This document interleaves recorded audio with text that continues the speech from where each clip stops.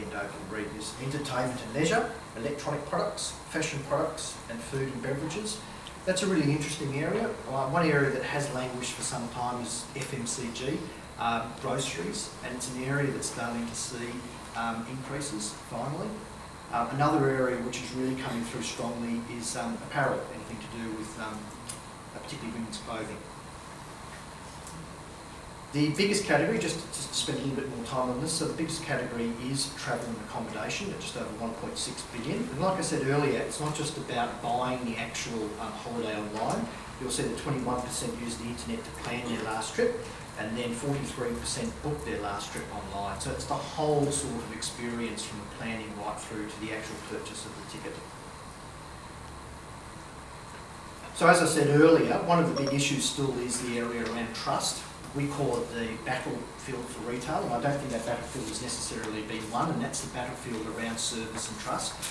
We had said for some time that one of the areas where traditional New Zealand retailers, bricks and mortar retailers, had an advantage over online was the area of trust, because they were brands that have been around for some time. They were brands that had a physical presence.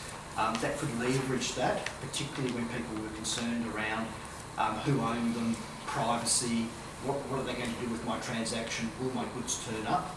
But I see that over time that advantage is disappearing as more people are comfortable going online, and also a lot of the online retailers are actually doing advertising through traditional media to actually build brand awareness and brand perception, which I think is really important.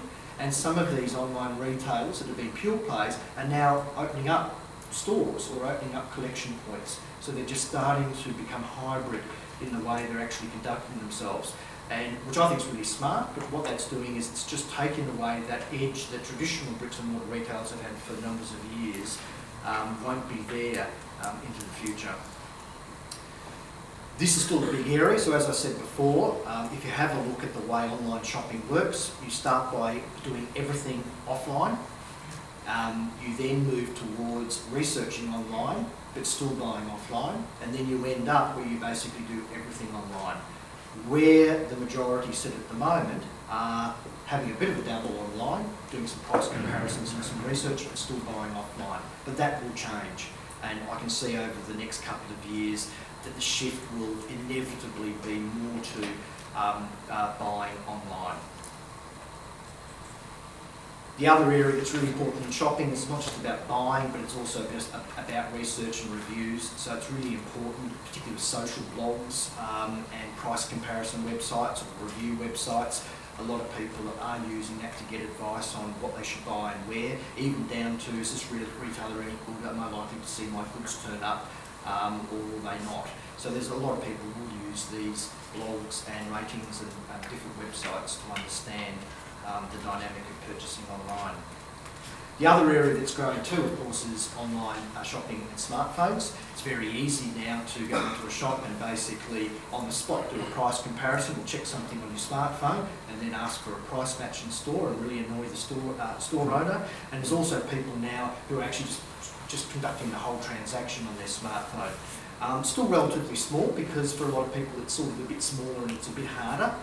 And some of the websites not all of them are fully optimised to render perfectly on smartphones in terms of conducting the entire checkout experience. But certainly it is certainly going to grow in time. 28% use the internet to check or get a quote for cars as well. So even things like cars are not immune to it. In fact, there's a lot of car websites. I think VW is a really good one where you now can go in there, you can actually drive your car around a virtual racetrack, you can actually build it, you can put colours on it and different wheels, and you can effectively sort of pre-package the car you want to buy and then turn up at the dealer after having saved it. So there's a lot of dealers now really embracing the internet again as that entire path to purchase and experience. But at the end of the day, not many people actually buy a car online just yet, unless of course you go to an auction site. The last area I'll finish with is the comparison between New Zealand and Australia. So I'll go back over some other older New Zealand figures that we saw earlier, but now putting them into the context of how that compares to Australia. So I think the first thing to say, which was really interesting, was that in terms of the technology footprint in a New Zealand household, the penetration of these the penetration of technology in New Zealand households is actually generally higher in New Zealand than it is in Australia. And I don't know if that is how you might view this, but some of these figures I was quite surprised at how much different they are. So in terms of the internet, in terms of broadband, in terms of mobile, and massively in terms of paid television, New Zealanders have a higher penetration of this infrastructure in their households than Australia does. Now, there could be a few reasons for this. In Australia, we do have, I believe, a much larger range of free-to-air commercial television stations. So pay TV has always struggled. It's expensive there, but I know it's expensive here as well. I think some of the geography has meant that, say, the rollout of broadband across a very large country like Australia with some very isolated areas may explain why some of these figures may lag a little bit in New Zealand. I can't say that that's the only reason, but certainly it's expensive to roll it out in very large geographical regions.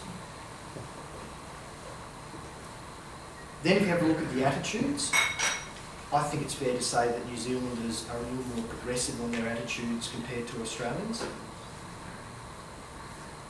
I think the feeling I have here is that it may be the product of the people who are very active online in New Zealand at the moment, perhaps are slightly more the early majority, as I've said before.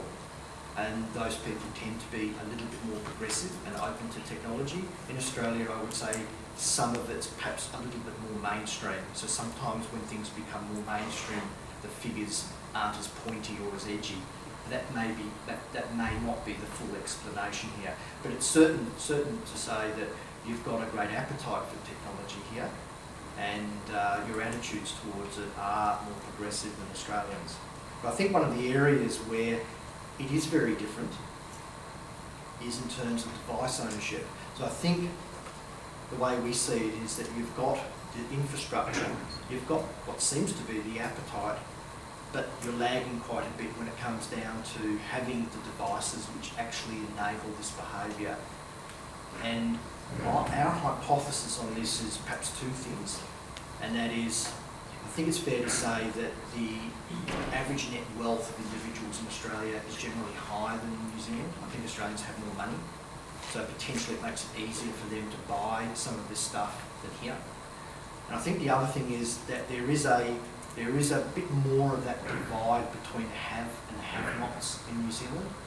So I think maybe, and this is again a hypothesis, that what you're seeing is that first half of New Zealand who actually have more of the means, who have the appetite, who are quite progressive in their attitudes, have really taken to technology, but you equally have another half, and I'm not saying it's half-half, it's not as simple as that, but you equally have another large counterweight to that, which are actually more traditional, which don't have the means to be able to actually afford some of this stuff.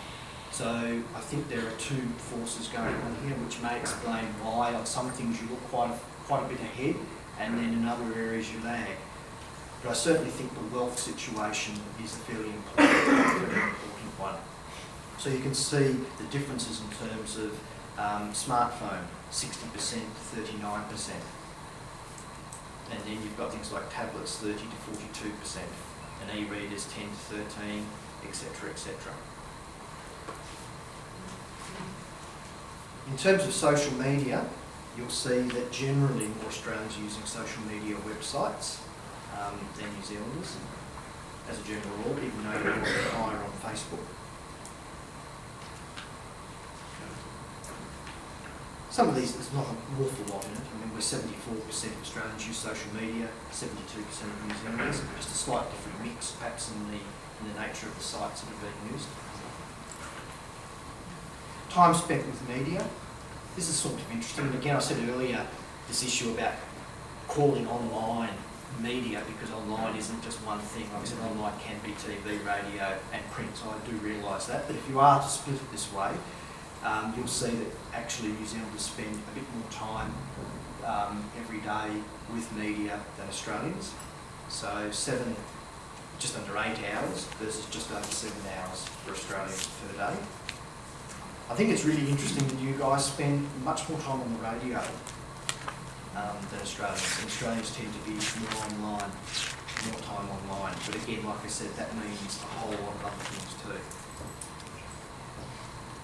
The other interesting thing, of course, that sits behind this is the rise of multitasking. The people who are watching TV, but also surfing the internet, who also have the radio on. And of course, there is a dramatic rise in the second screen and in terms of the amount of people who consume media in multiple ways simultaneously. But I'm not really dealing with that concept here. The other really interesting one, which I thought was, I didn't expect this one, was that you guys actually shop more online than Australians. And this one was very interesting. And we had a bit of a hypothesis about this as to why this might be the case. So, dare I say that we thought there might be three things going on here. In no particular order, we thought, well, there's been a particular history in this country around mail ordering catalogues, which I think seems to be more so than Australia. You've been a country which has really traditionally, from what I understand, been quite high users of mail ordering catalogue systems, and of course this is an extension of that. The other one, of course, is you've had homegrown sites like TradeMe have really driven from a really sort of grassroots level this I suppose online shopping. We haven't had the same, anything like really a TradeMe like you have here in Australia. The other area might also be that New Zealanders perhaps are more value or bargain conscious as well than Australians. Maybe you've seen that by going online you can actually get things that you want at a better price point, and that's meant or resonated more here than it has in Australia. They're just three possible thoughts on why there is this difference, and it's quite a substantial difference. Banking and finance. I think my view here is it's probably pretty similar. The only real difference here is that you in New Zealand have sort of skipped to some degree the internet banking piece. So if you see it 49% versus 57% for Australians, I think for whatever reason the idea of using a desktop PC or a PC to do PC banking, you've moved more or less straight through to mobile banking or mobile-based smartphone type-based banking. So I think Australians have been, whether or not that's just been more prevalent there for a period of time, or whether or not as take-up of the digital universe here has fast-tracked its way onto things like the mobile devices, I'm not sure, but that's probably the biggest outstanding difference between the two. But I think both countries have realised the convenience of online banking services. And then finally, we just have a look at smartphones, just to finish off. I mean, I think again, at the end of the day, in the digital universe, if someone said you had to sum up something and say what has been the most standout piece, or what's your big takeaway piece, or what's the biggest thing that's happening, is anything to do with smartphones and mobile devices, would singularly be the biggest area of focus, or biggest area of change, biggest area of opportunity, biggest area of growth, and the biggest game changer. And I think by having a high level of smartphone ownership in Australia, that means we have kicked on a little bit more just in terms of what we're doing there. But I think you'll find that if you were to compare that, I think what's going to happen here is that again, by moving through, instead of going through the sort of traditional PC-based activities and moving straight to smartphones, and I think again with 30% more people looking at getting a smartphone in the next 6 months, I think your future is all about smartphones. And I suppose if you look at some of the Australian figures, you'll get the sense of where you might end up just in terms of the amount of activities, reading, banking, interacting that you'll end up doing on the smartphone. And I think it's not only just my feeling or our company's feeling, but certainly the feeling of some very large internet companies, that at the end of the day, the smartphone or the mobile device that's always on and always with you will be the supreme device in terms of the way you will actually interact in the digital universe across shopping and banking and communicating and consuming media. So I thank you for this morning. I know it's probably a fairly long presentation, and I have absolutely no idea what happened. I don't know if you've lost the America's Cup because no one actually said it. We did. Lost You the did? first place, yeah. I expected there would be a cheer somewhere in that, so I started to register maybe not. So I don't know if anyone has any questions before we go, so I'm sorry that we might have gone a bit over time, but if there are any questions,